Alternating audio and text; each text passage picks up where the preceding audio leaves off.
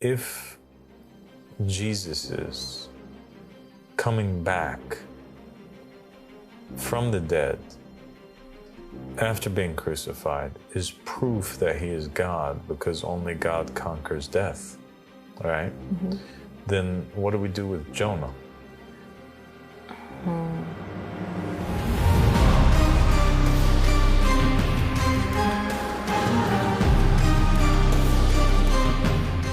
أعوذ بالله من الشيطان الرجيم بسم الله الرحمن الرحيم اللهم صل على محمد وعلى محمد إلام المهدي وسلم تسليما. السلام عليكم ورحمة الله وبركاته. My dear sister Tiffany. Walaikum salam rahmatullahi wa barakatuh, dear father. Good to see you. Thank you so much. It's great to see you too. So today we're going to be talking about the topic of the sign of Jonah, and whether or not the sign of Jonah proves or helps prove that Jesus is God. And before we get into this topic, because we will be dealing with a lot of topics on this channel in the coming period that have to do with Christianity, and we do have a large audience on the channel also that comes from a Christian background or are Christians today.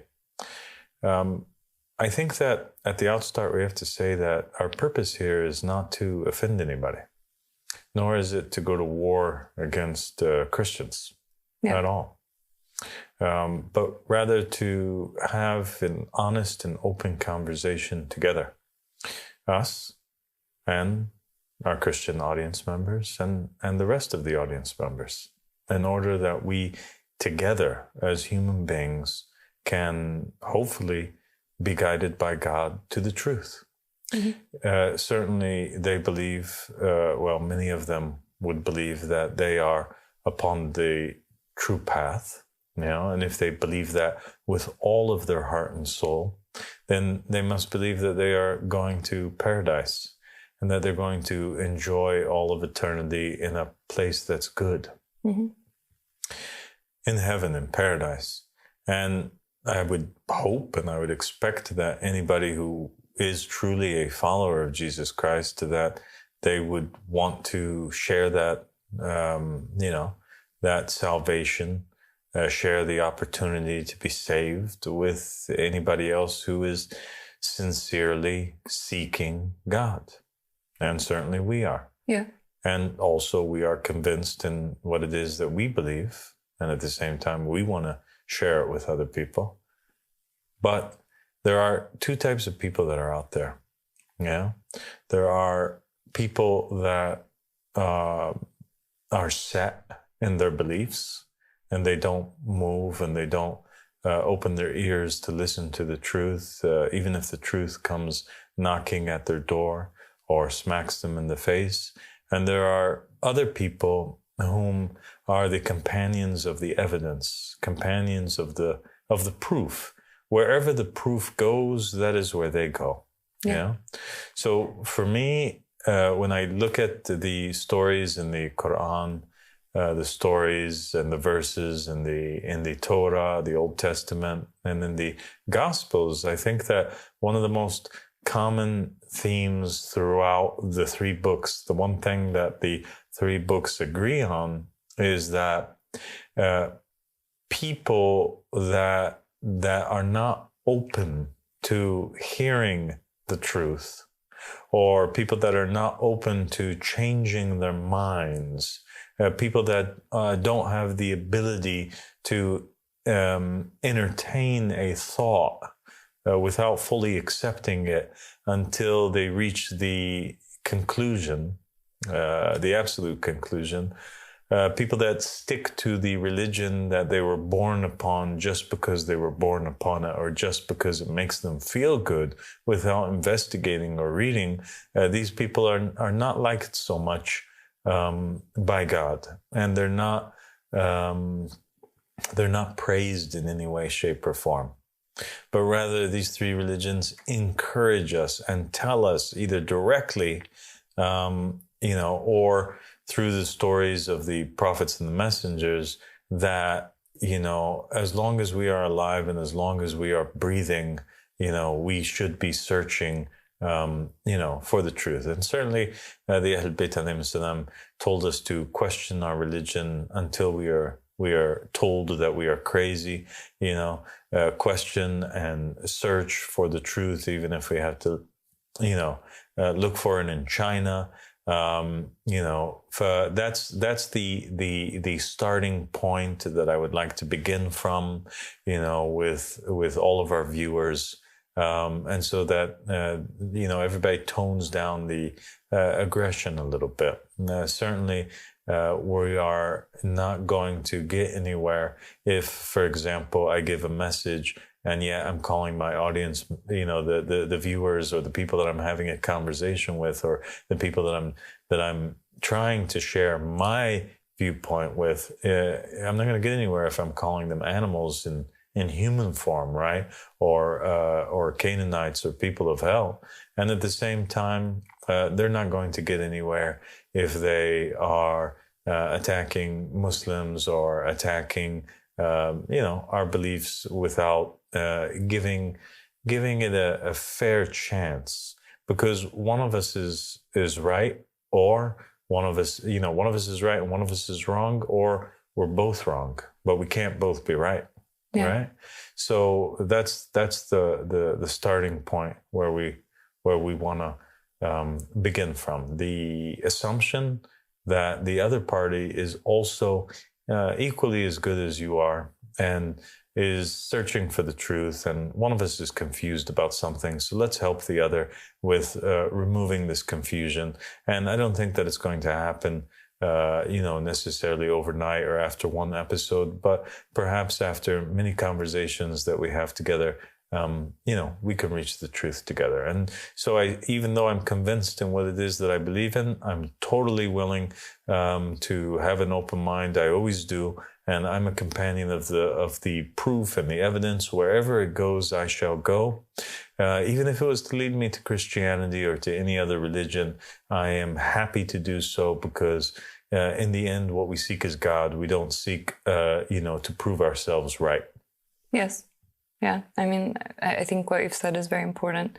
And even just from a Christian perspective, I think the Gospels are filled with many conversations between Jesus and the people who are seen as religious authorities of Judaism in his time. And there was this constant closed-mindedness that he was faced with, and that ended up being the stumbling block that kept people from accepting him as the Messiah. So just in the history of Christianity, we see that this was a huge issue. People being unwilling to accept ideas that seemed foreign to them, or that seemed like outside of the realm of expectation. So this is one of the reasons why Jesus was rejected. He came with sort of a new message, and he came teaching new things. And so I think that it's important to consider that, to have an open mind, because, I mean, if the story of Jesus teaches us anything, that's one of the things that it teaches us, that in order to reach the truth, you have to be willing to accuse your own faith. Absolutely. And we shouldn't be afraid to accuse our own faith, right? Because the truth can always stand on its own, and the truth is always clear. Okay, let's start, shall we? Mm-hmm. So now we have Christianity. Christianity is a religion which is soaring with popularity. Yeah. It's the largest religion in the entire world. Yes. It hasn't been for long, though. Not too long ago. It was actually overshadowed by Buddhism. Buddhism was the number one religion in the world. Now today, Christianity is, and Islam is coming up pretty fast, actually, behind it. Mm-hmm. You have, and you also have a kind of slight withdrawal in Christianity, more than a slight withdrawal, with a lot of countries and nations that used to be Christian turning atheist or agnostic. And one of the central message, I guess, of Christianity is that Adam and Eve sinned. A person cannot basically pay off his own debt in sin. It's impossible to do so because you need God in order to forgive you. He needs a sacrifice. He can't just forgive you from his own self. And, the wage for sin is death. So when Adam sinned against God, he brought death and suffering into the world. Mm-hmm. Yeah. And the Israelites in Judaism, they used to, in exchange for sin, there would be these rituals whereby they would sacrifice these animals, as an offering to God. Yes. Yeah. Mm-hmm. And so God, though he's kind and he's loving, but at the same time, he's just. Mm-hmm. He can't let sin go, because if he did let sin go, without having death in exchange, then he wouldn't be just. Yeah. Right? Right. It exists and it has to be dealt with. And It exists. It has to be dealt with. If there's something wrong that happens, it must be corrected. And the way to correct sin is death. Yeah. Right? Yeah. But at the same time, he's loving and he wants to forgive. He loves his kids. He doesn't want them to go to hellfire. He doesn't want them to die. Yes. I mean, he gave the instructions on how to atone for sin and these things. So, of course, yes, he wanted that they atone for their sins. Yeah. So then what must take place? God, according to Christianity, he comes down to the earth and he appears to the people in the form of Jesus Christ, to the Messiah. He is sinless, born of a virgin. All right. And the idea of the birth from a virgin also further emphasizes the fact that Jesus was not tainted by anything that is evil. Okay. Right? Yes. Yeah. Yeah. Because there's this kind of or anything that's impure, because there's this idea also in Christianity that sex to, a large degree is also, there's this impurity that's surrounding it. And we're going to get into that and get into the virgin birth in a future conversation, inshallah. Okay. Okay. And then Jesus, he dies for people's sins. So he is the sacrifice. Yes. He is the offering to God. Mm-hmm.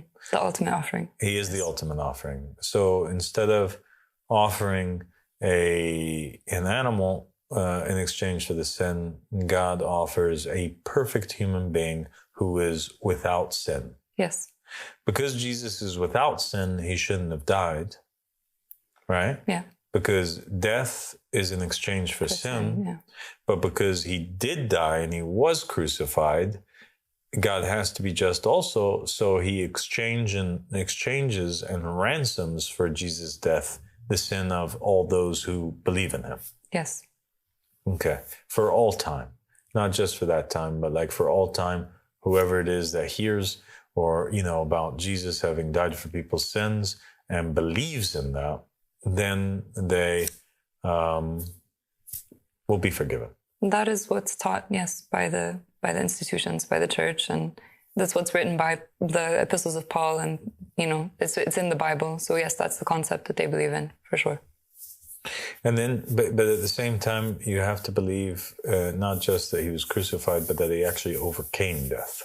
Yes, he conquered death. Yeah. That he conquered death. That he came back from death. Yes. And I guess the conquering of death also is kind of, the reason given is because he's God. So he's able to conquer death. Yeah. So he doesn't really die. Which is kind of, I guess, part of the issue why Jews and Muslims have such a big issue with it, because then the question arises of, is it even a real offering? Right. Yeah, because if God can't die, then how did he die? Yeah, I understand the conundrum. You understand? Yeah. Because then it's like a fake sacrifice. Yes, I understand why the concept is a little bit confusing and not fully explained by Christians. Yeah, I mean, they say he's fully God and fully man, but yeah, it's a confusing concept, definitely. Yeah. Okay. But let's move forward and we can come back to this point maybe in the future. But there is a question mark there. Yes. how can he be sacrificed? How can he die? When you're saying that he didn't die, that he actually conquered death, and you're saying that he's God. God can't die, so how's that a sacrifice, And if he conquered death, like, is that even a sacrifice anymore? Yeah. Let's assume that, okay, he did die, but then he came back. Yeah. But he's not supposed to come back, because the sacrifice or the offering is not supposed to come back. It's supposed to be gone, taken by God, because it's an exchange for sin. You're giving it. You're not supposed to take it back. Yes. Right? Yes, of course. Yeah. It's a completely different scenario playing out than all of the sacrifices that we're familiar with in Judaism. It's not like as if these sacrifices come back from the dead, or it's a completely different thing which took place according to the Christian narrative. Yeah. And Muslims and Jews, they have a big problem, because both of their scriptures, the Old Testament and the Quran, so the book and the words of the prophets that come before Jesus, and the word in the book of the prophet that comes after Jesus, are all saying this is not possible. Mm-hmm. And this is against the very foundation of our religion. Jesus as a man is limited. Clearly, his needing to eat and drink, his being born, and according to the Jews and the Christians, like him dying on the cross, is proof also, of his limitations as a man. And Muslims also believe that, even though the majority believe that he was taken up into the sky and that he'll descend in the future, they still believe that he's a man that will eventually get married and end up dying. Mm-hmm. Yeah. Yeah. So they say that, God is unlimited. God is the opposite of these very things. Like, he is not born. Yeah. Nor does he give birth. Yeah. God, is self-sustaining. God does not pray to himself.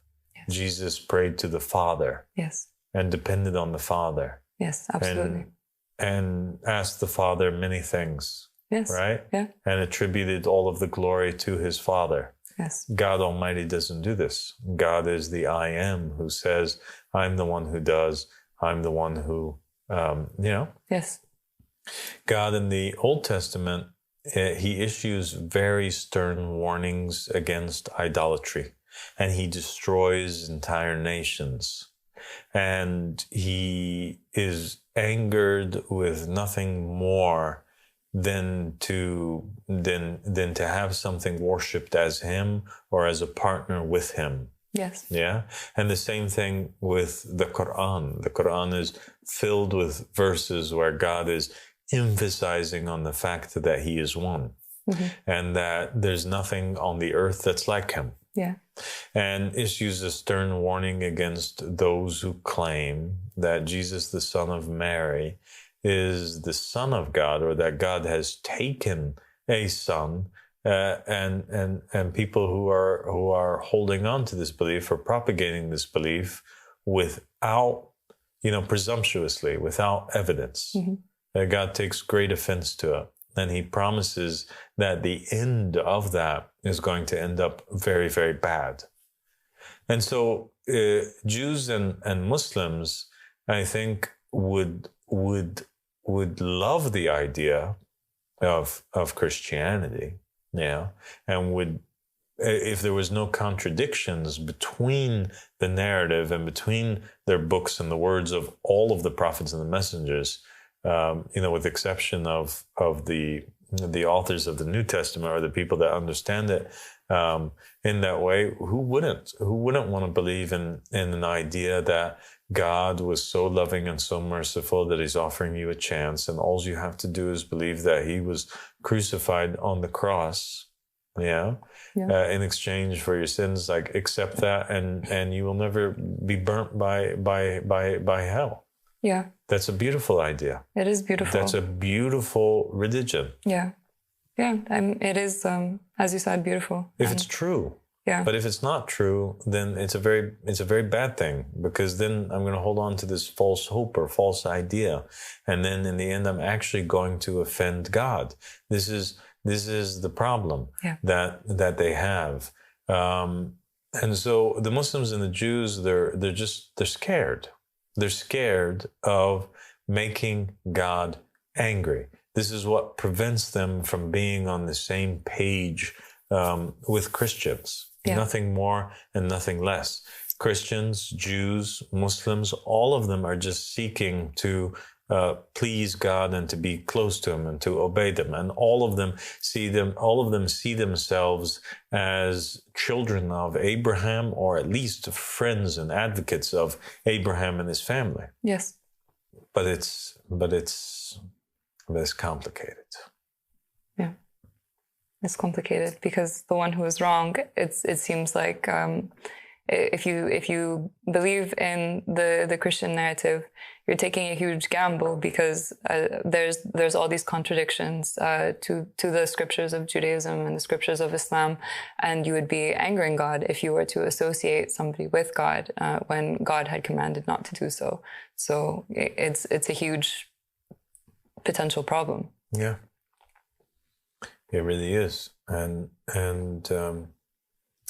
I mean, you have this Judaism whereby all the prophets and the messengers that came before Jesus, they're literally fighting other nations and wiping them out because they worshipped other than the one God. Mm-hmm. Right? Yeah. And then you have in Islam, this prophet coming forward, Muhammad sallallahu alaihi, with great determination, and the motto of Islam being La ilaha illallah. There is no God but Allah. Yeah. Yeah. Yeah. And the surah of monotheism, being worth like 2/3 of the entire Quran. That's how important the message is. Say God is one. Yeah. God is everlasting. Yeah. And he doesn't have a son, and he doesn't give birth to anyone, and there's nobody who is equal to him. Yeah. And then you have the Christianity, the Christian narrative where we have to shift the focus off of the Father and put all of the focus on the Son. And we have to believe that the Son is God at the same time, and we have to believe that He's part of a Trinity of a 3 parts of God now, the Holy Spirit, that was previously in Judaism not thought to be God, and God, mm-hmm. the Father, and now the Son. And what does this all even mean? Yeah. And it's not explained, to be honest. It's not explained. Jesus never spoke about a Trinity or, being that all these 3 entities were part of like a triune God. He never spoke about that. No. So, yeah, it's a conclusion drawn after the fact. It is a conclusion that's drawn after the fact. And then there's all these other problems in there, which we're going to go, into each and every one of them one by one, but we're going to leave them for future episodes, but the whole compilation of the Bible, the role of Paul in it all, the beef and the problems that he had with Simon Peter, the contradictions between what Simon Peter and the disciples believed in and what, Paul was propagating, and many of the themes or proofs that are used in the Bible, or referenced from the Old Testament that are sought out to prove this idea that Jesus is God. Mm-hmm. So we'll start with the story of Jonah. Okay. Because what happens is, and Christians get very excited about this because, and it really is quite fascinating when you look into it at the beginning, because, in Christianity in the New Testament, there are all these parallels and references, thousands of them, that kind of like match the Old Testament, So it's like Jesus will reference a story from the Old Testament, and the Christians would be like, see, he is the fulfillment of the Old Testament. Yes. They're numerous. See, this thing right here proves that Jesus is the living Lord, the living God, right? Yes. So we'll start going through them one by one. Today, let's talk about Jonah, because Jesus, at some point, he compares himself to Jonah. Yes. Can you tell us about it? Sure. Okay. So he's talking to the Pharisees, and he's like having a debate with them. You know how his conversations typically were with the Pharisees. They would try and trip him up on matters of religion, and he said that they were asking him for a sign. So he said to them, "This nation will be given the sign of Jonah, and just as Jonah was in the belly of the whale for 3 days, the Son of Man will be in the grave for 3 days." So he made a very direct comparison to himself and the story of Jonah. Yeah. And then he says basically that, the people of Nineveh will testify against these people. Exactly. Why? Because they repented, at least, but these people are not repenting. Yes, exactly. Right? Yeah. Because if they did repent, then there's no reason to testify against them. Yeah. So he's basically saying, these guys are going to be disbelievers. My nation are, even though I was greater than Jonah. Yes, you have something greater than Jonah. Yes. Yeah. And yet the people of Nineveh, they believed, and they repented. Yeah. And, So okay, so let's examine then the story of Jonah real quick and try to see how this proves basically that Jesus is, or if it does prove that Jesus is God, etc. So the story of Jonah is what? The story of Jonah is that Jonah, he was sent by God to a people. Mm-hmm. And he was commanded by God to carry out this task of warning them. Mm-hmm. And he warns them a bit, but he decides he doesn't want to do this anymore, and he runs away. Yeah. Right? Yeah. He is escaping destiny and disobeying God. Yeah. And then he goes forward and he escapes to sea, and he tries to board this ship. He basically hitchhikes a ride with some sailors in order to escape and go to a different land. Yes. But God is angry about this, and so God judges Jonah. And what he does is he causes a whale to swallow Jonah for 3 days and 3 nights. Yeah. Yeah? Mm-hmm. The question arises of okay, well, what happens to Jonah? Does he survive or does he die? People are split in regards to this opinion in Islam and also in Judaism and Christianity. Okay? Some people believe that he remained alive, while other people say no, he definitely died. Okay.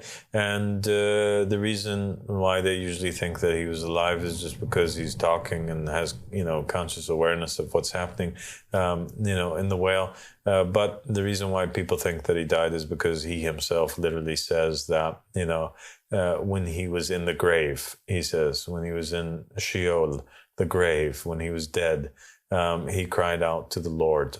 All right. So he himself states that he went to the grave, and the grave is not except for, people that are dead. And also that's besides the fact that it would be physically impossible for people to stay alive inside of the belly of a fish, mixing with the stomach acids or even just being inside of its mouth, which is constantly opening and closing in the middle of the ocean for 72 hours. Yeah, it seems that from our that's a physical impossibility. Yeah, definitely. Yeah, it is a physical impossibility. Yeah, so. There's also narrations or hadiths from the Ahl Bayt alayhim salam, which talk about the story of Jonah, and they add on to it some information that's left out of Jonah's own account in the Old Testament. Okay.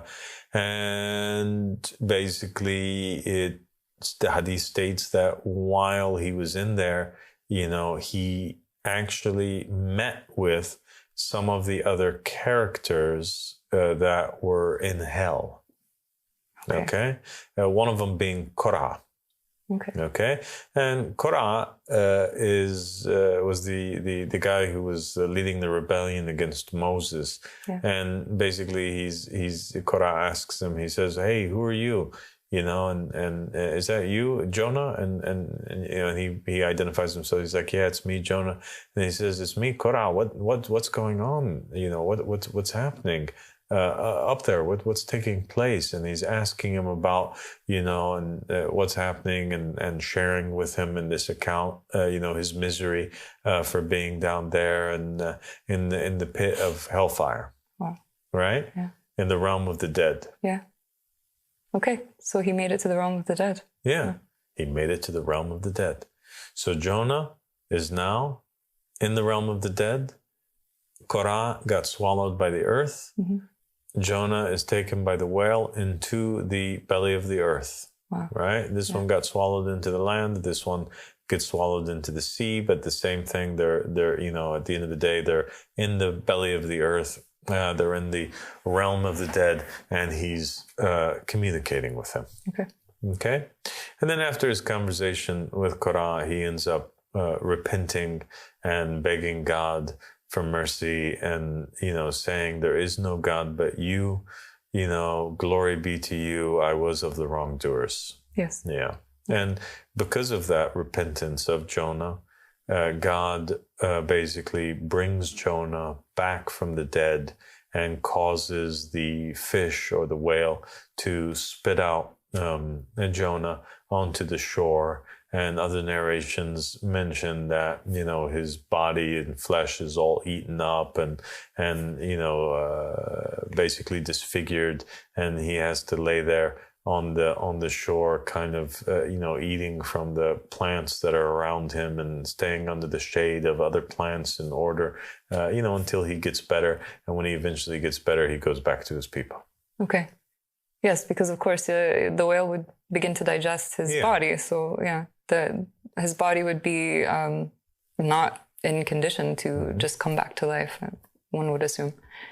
So, yeah. Now we have Jesus comparing himself to Jonah. Yes. And we have to go now to the, to examine this very carefully and try to understand, why would he tell the Pharisees this? Okay, they're disbelievers, and the people of Nineveh were disbelievers. If he's comparing himself to Jonah, well, Jonah was a messenger. And, you know, certainly in the Islamic viewpoint, Jesus is also a messenger. Okay?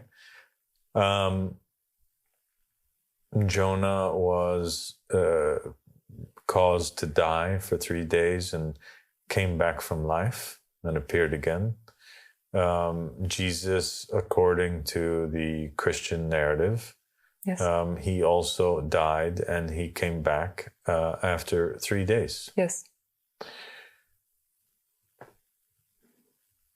The only question would be is that if Jesus is coming back from the dead after being crucified is proof that he is God, because only God conquers death, right?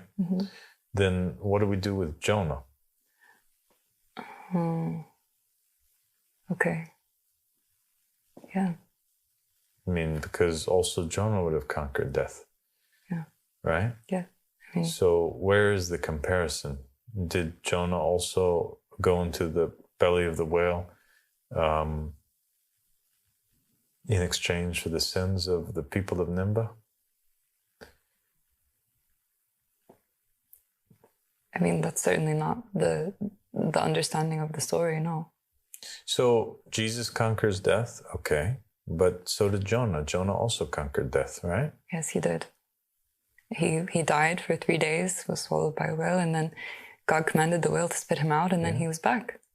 Maybe people would say, oh, well, but Jonah was escaping the command of God, you know, and therefore he was being judged.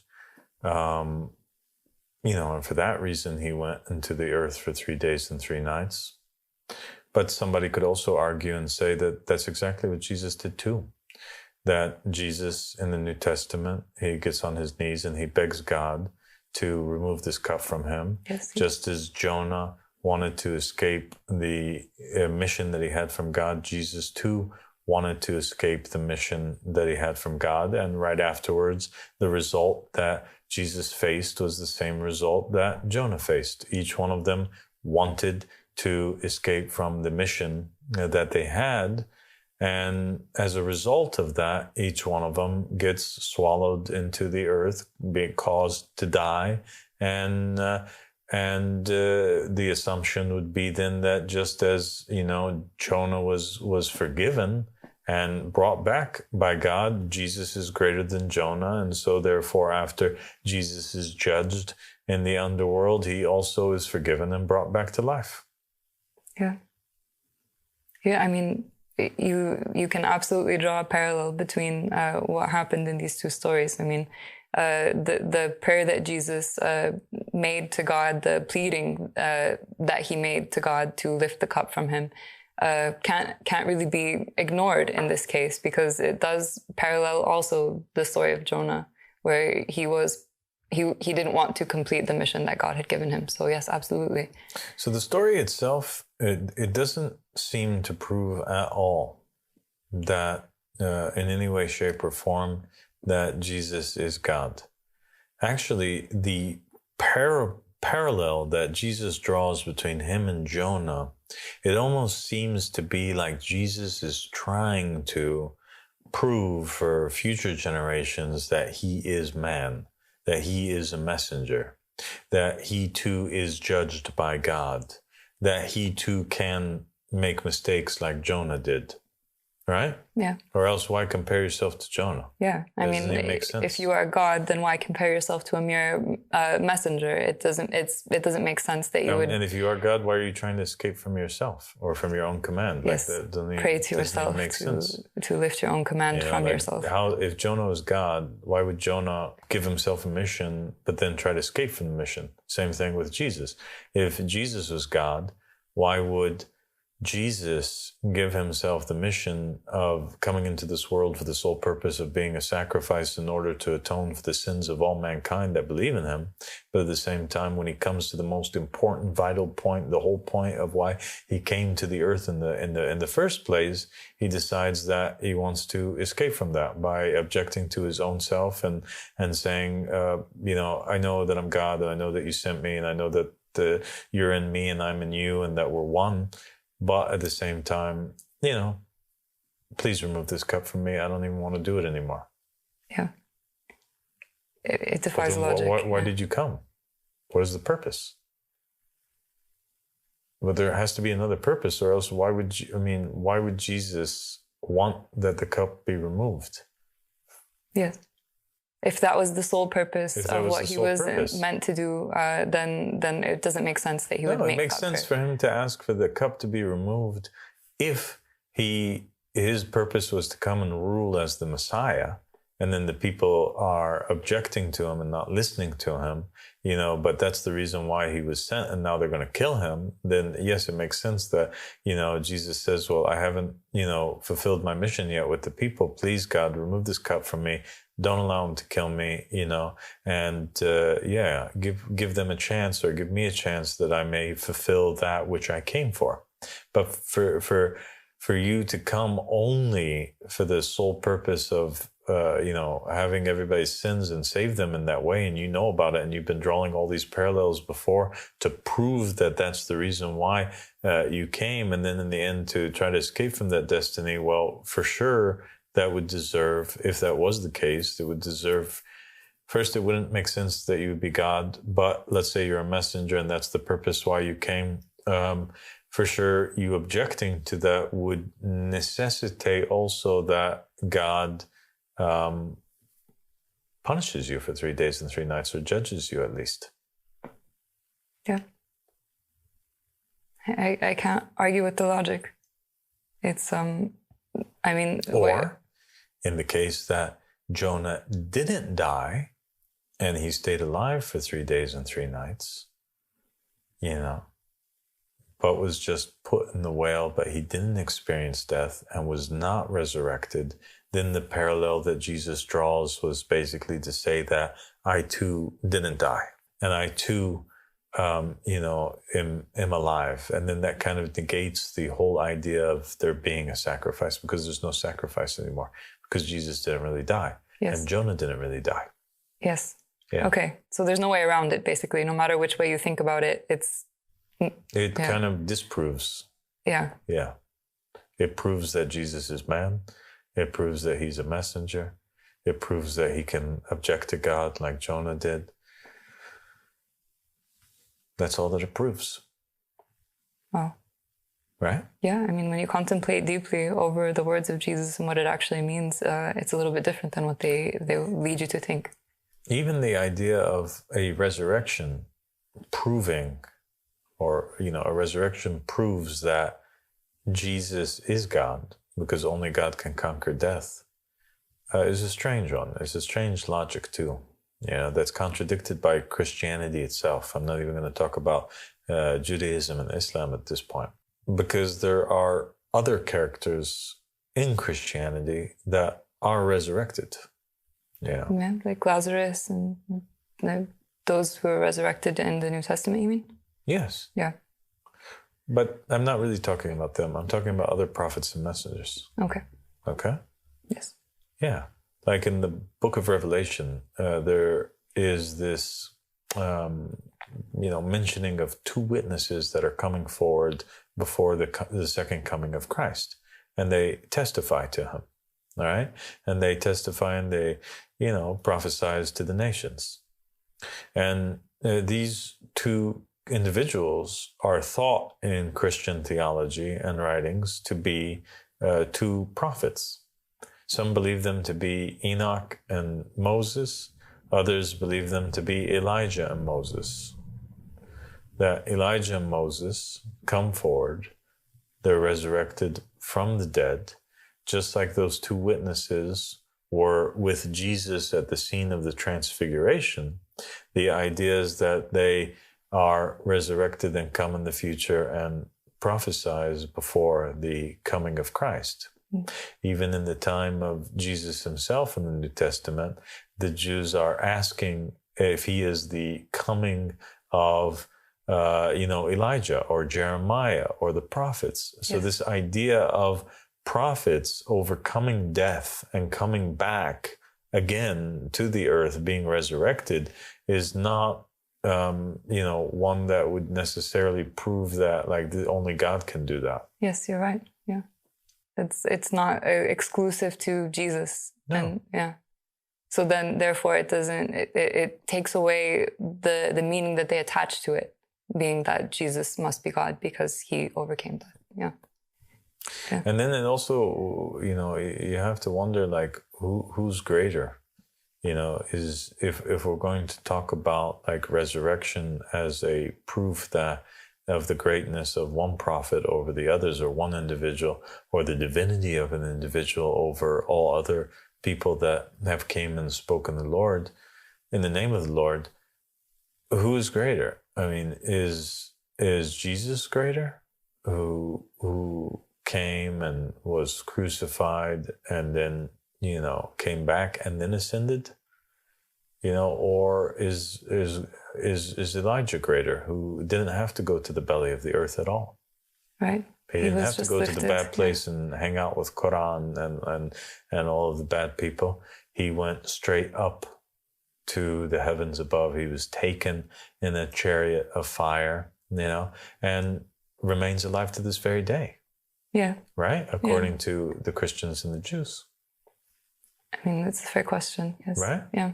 So if Elijah is still alive and he was taken straight up to the Lord from before Jesus, then what's the uniqueness in regards to Jesus being taken up to the Lord? I can't provide a suitable answer because there are so many holes in the logic of what they believe and what they teach. It doesn't add up. But you before, like thinking as a Catholic, you've been raised your entire life Catholic, right? Mm-hmm. Yeah, and you are a devout Catholic too.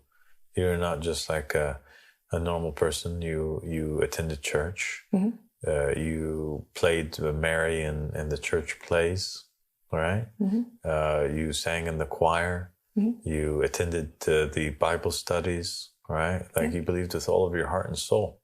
Yeah. So, and you only changed your belief much later in life. Yeah. Just a few years ago. Like 10 years ago. Yeah, 10 years ago. Yeah. But still. Yeah. The majority of my life, yes, I was Christian. So then what? I think there are many aspects of the religion that you accept when you're taught it, and you don't fully think through the logic. And that was one of the things about this faith that I found different about anything that I had ever encountered before, because it actually asked me to think through all of the logical aspects of what I believed. And when I did so, I found that there were so many holes in the logic. And for me, that was a problem, and it set me searching for what were the true answers to these problems. So yes, I have no suitable answer for the things that you've brought up, because they don't make sense. They're just things that many people accept because they've been taught it their whole life, yes. But they never questioned it. Okay, so you are from a Catholic background. Yes. Parents on both sides and their families are Christian. Yeah. I come from a mixed background. From my father's side, they are all Muslim. And from my mother's side, they are all Christian. Mm-hmm. Just like Imam al-Mahdi, alayhi salam, yeah. whose father is one of the Imams, al-Hasan al-Askari, alayhi salam, and whose mother is Nergis, who was a Roman, Christian princess. Yes. Right? Mm-hmm. So he comes from those backgrounds. I come from those backgrounds, the mixed background. You come from fully Christian background. Yes. So you thinking from the Christian background and me thinking from my mother's side and all the people that I knew and my upbringing that, that gave me the ability to explore both faiths. Mm-hmm. It doesn't make sense to me that the story of Jonah and the sign of Jonah in the belly of the whale and Jesus in the belly of the earth, it doesn't seem to prove anything except the opposite of what they say it means. What they say it means. Do you have an answer, thinking as a Catholic? I really don't. I also agree that it doesn't make sense when we've gone through all of the points of what it actually means and all of the parallels of the story. When we drew all of the parallels between Jesus and Jonah, the logic doesn't add up. It doesn't prove to me by logic that Jesus was God. It definitely does not do that. Okay. Well, thank you so much, Tiffany. God bless you. And I guess for now, we'll just have to see this as one point in the Bible that proves that Jesus was a messenger. Yeah. Okay. Well, let's carry on. And we encourage everybody to, make comments and to explain to us their point of view. And certainly we're going to do our best to read every single comment that's placed. Yeah. Okay. God bless you. God bless you. Thank you for having this discussion with me today. Thank you. Assalamu alaikum. Alaikum salam.